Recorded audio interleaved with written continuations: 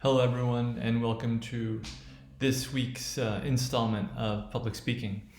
I would first just like to talk about, how we're going to be finishing off our semester. I've already explained this on a message that you found on the Moodle page from the beginning of the week, stating that we're going to continue this sort of this idea of having a recorded class, such as this week with videos, and then we're going to use either Moodle. You'll have a link in the week where we usually had class together. We're going to have a video conference, right? So next week we'll have a video conference, and then the following week we'll go back to having a video, and so on. So we'll just go back and forth. Just today, there's an official announcement from the university that there will be no evaluations. This is pretty obvious, but it's been finalized that there are to be no evaluations at Paris 8. So we aren't going to see each other until the second semester. If we do, we bump into each other in the hallways. So that means we're going to do, all the rest of this class will be done, through with computers and the internet and so on. So that means I will ask you to hand in, of course you have the 3 assignments that, we've talked about from the beginning of the semester. You're going to have your 2 speeches, right?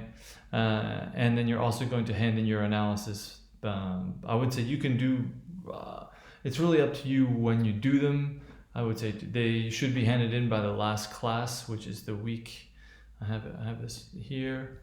The last class is the week of the 7th of December, right? So that will be on that week, on week 12 of the 7th of December. By the end of that week,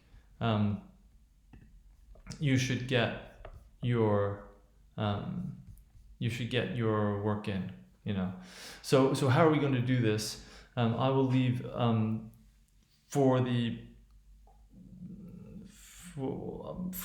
analysis. I'll give more information. It would be good if you could with that kind of a document, and hopefully be a Word document, you can send it to, I can configure Moodle to have you send that as a Word document.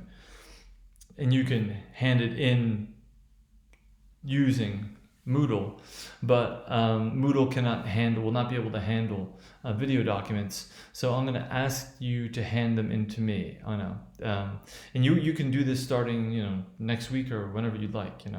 And so that means you're going to be recording speeches and handing them in. And I will ask you to send them to my email address, and it will be extremely important to respect the format. You'll need to be using MP4 files, and you can convert any file. You can find an online converter. So whatever video I will not accept anything that doesn't accept these formats, because I've had to do this before, and it literally takes days and days and days, and it's just up to you to do this. You're big. So I'm gonna ask you to be really careful about the way you name a file. I'm gonna give you'll find this information written on the page, but try to it's important for you to respect the format, the way that you name the file, and the fact that you use an MP4, right? That's really important. Otherwise, it slows down the whole process tremendously. It ends up being an enormous hassle. It just gets very, very complicated. So that's the sort of technical business that we had to get out of the way. And this week, we're going to sort of study a speech that you will find in the link below. It's a speech by a congresswoman who was elected after the 2018 midterm elections. She's fairly well known. She was fairly well known congresswoman because she was sort of a part of what was referred to as the blue wave, the fact that Democrats won a lot of seats in the House, and she won So she became representative in the Bronx in New York, a very young woman so it was very inspiring to have sort of new faces in the House of Representatives, and we're going to watch her first speech. Her name is her name is it's often referred to as AOC, Alexandria Ocasio-Cortez. So we're gonna watch her speak. We're gonna watch this speech, and I'll try analyzing it now. And it's gonna be about we're gonna look at two things: sort of the use of story, how she uses stories, and how she develops, right? So I think a good idea would be perhaps, well, this is up to you. You can do this as you like, but you can watch this speech and then you can refer yourself to sort of what we're talking about here, and you can sort of ascertain that you've noticed these things and that you can kind of see how this dynamic is at work. So the first thing I should say is that there's something that she does. It's a very effective speech. I think it's good to see that this is a different speaking style than we've seen in the other two speeches we've looked at. So it's nice to see in a sort of it's better to see a younger speaker, diversity, different speaking styles. It's sort of good to be familiar with. But there's something that you should be aware of, and that I should sort of warn you about, is that notice she's reading the speech, and this is something I would really not encourage you to do, right? I really want to get you into the habit of getting away from this. But it's also important to note that she really tries to get away from being too stuck into the text. She repeatedly tries to use her voice to engage the listener, I'm fairly convinced that this is a certain setting. This is her first intervention as a congresswoman. So it's a formal speech, right? It's more formal than the speeches that you will be recording for this class, or that you would have given in front of all of us, right? So in that setting, the using texts, it really hinders you, right? It's much better to try to work on your note writing capabilities, and really you can get a much more dynamic presentation in that way. So what I'm going to do is we're going to sort of look at the way Cortez organizes her speech, and how it sort of hinges on her use of story. Okay, so it's important to put this thing into perspective. Here we have, it's kind of a big moment. This is Cortez's first speech in the House of Representatives, and she's more of the as a younger member as a young new Democrat, she sort of has a more progressive agenda, and she espouses the cause of an immigrant who has become an air traffic controller, right? In the context, it's important, by the way, when you analyze speeches, to give the context. At the time when she gives this speech, right after the midterm elections in 2018, there was a government shutdown, and this is more and more a problem in American politics, is the fact that Congress cannot agree on a budget. And so they will shut down the government. And this means that, government employees don't get paid. And this can, obviously be extremely problematic for these employees, right? So that's what this speech is about. This speech is about Cortez criticizing the Republican Party for refusing to vote a budget, right? Which is really harmful to government workers. In this case, we have air traffic controllers. Okay, so what's interesting to note is that she's talking about sort of her speech is about we could say sort of a societal issue, and an issue that concerns a lot of people, and she uses the sort of an individual case to illustrate many more people, if that makes more sense. So that can be, and these are sort of obvious things, but it's good to keep in mind that that's sort of the virtue of a story. You can get away from general statements.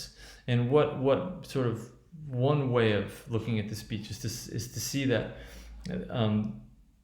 Cortez sort of expands and develops and increases in intensity as she moves away from the individual story to sort of the wider implications of what the story is, right? So that's an important thing to keep in mind, is that you know the story isn't, in some sense you can think of a story as being sort of a not connected with, if it is ineffective, it's sort of not connected with what's going on, and it might not necessarily lead to much. But in this case, what we can say is she tells the story of this air traffic controller, right? This immigrant who becomes an air traffic controller, and that leads to a development of wider, has sort of a wider scope than the individual story does, right? And this, of course, we can trace with the voice.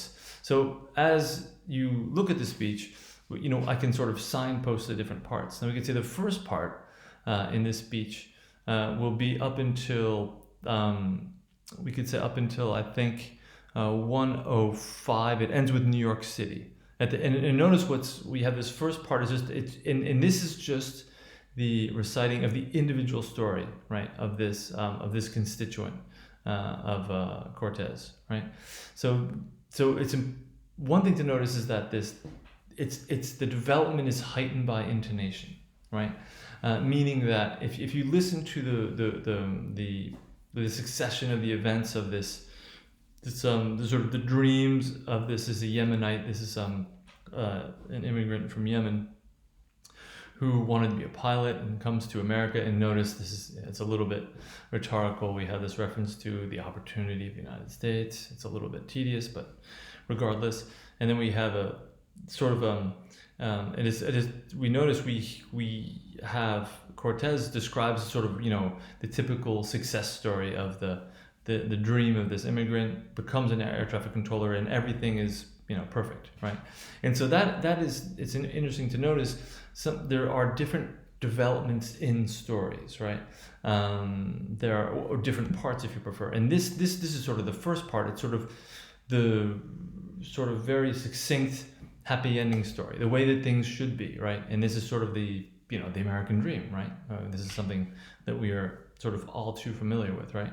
So and notice that in this is a very notice that at this point you'll notice that our speaker Cortez, her voice, she doesn't really raise her voice very much. She doesn't insist very much on certain words, and this whole development it sticks together because she really comes down at the end when she says New York City, right? You'll notice that her pitch, she has falling intonation, right, for the individual tone units, but at the very end of the development, we hear of this first development, we hear New York City, and then there's a pause, of course. So that's sort of a first development of this sort of notice, and we're dealing with this just an individual, and it's sort of notice there's sort of stories within stories, and that's sort of one story, the success story, and that's sort of setting the groundwork for the main thrust of the speech, which is to criticize, the hardships that air traffic controllers have to bear because of this policy of shutting down the government. So now she moves on to notice the considerations where she talks about her constituent, and she says, and others like him. So notice the second development isn't focused on the individual, but expands to talk about more people, right? And we notice that Cortez raises her voice when she does this. She gets higher and higher, and she uses anaphora. Look when I say anaphora, which means this repetition, and it's a rhetorical repetition in the beginning of each utterance, and this is used to build. When she does this, notice a lot of building, right? She's really sort of hammering her points and really bringing them home. So so we have a sort of a second part, right? That and it's much more intense. And notice how she really lays into the word like terrifying to think, right? When she talks about the fact that this is actually dangerous, the fact that air traffic controllers are, their lives are not nearly as stable as they should be, right? Because they're not receiving paychecks, so it's actually dangerous, right? So here we're getting much where we're moving along in intensity, right? And then we build into, I would say, the third part, starting at 2 minutes and 10. We have yet another another even heavier use of anaphora, where we have this chiming on this expression, the truth. It's a truth about, right? The truth about. And in this part, notice we're dealing with general considerations. We've kind of left the individual story behind, right? Okay, so that's just, I like this speech because it's really succinct. It's your speech will probably be a little bit longer. It's sort of a short intervention, and it kind of illustrates this way of using stories. And notice that it's interesting to note that there's sort of what you might think of as being one story. There's always different parts to it. There's that first part that is just that individual success story, right? Okay, which serves as a contrast, right, to the other sort of story, right, which is sort of the more collective story, and it's about the hardships. So we have sort of the individual who sort of succeeds, and then we have the many who endure hardship, right? So that's once again a contrast, and that the idea is that there is structure in the story, right? Once again, based on opposition, and once again, we really do feel like we're going somewhere, right? Because we sort of explore this direction, this sort of laying the groundwork with this sort of I would say the rightness of this first scenario, right? This sort of American dream, right?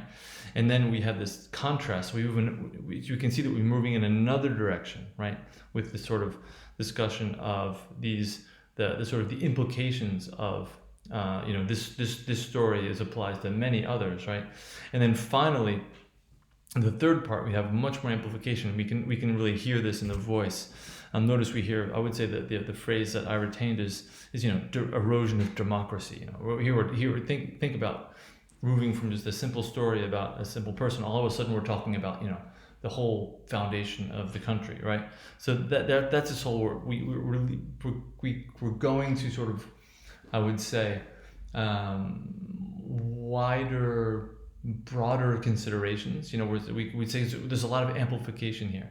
So that's one thing maybe to think about, is the fact that this is actually, in a sense, this is what La Fontaine does when in his fables. At the end of a fable, he'll always have a little couplet, right, that sort of gives the moral of the tale. Now, I'm not saying you should give the moral of the tale, which is, by the way, sort of the general lesson you learn from the particular story, right? So you might want to think of that kind of movement, but also keep in mind that you can kind of break a story down, and there's one part that can go in one direction, right? And here we have this idea of a contrast. This first sort of the success story of the individual, contrast with the story of hardship for the many, right? And that once again creates this sense of direction, right? Everything kind of holds together, So that's something to keep in mind about this idea of using, let's say, stories and structure. And you can even think about this as sort of once again another example of structure, even if you don't have to use stories. And this can be adapted to sort of information, if you like, right? But notice that once again, it's about choosing, the parts of this story that are sort of the most relevant, and that are usually that stick out in contrast, right? That means something when related to the other parts of the story.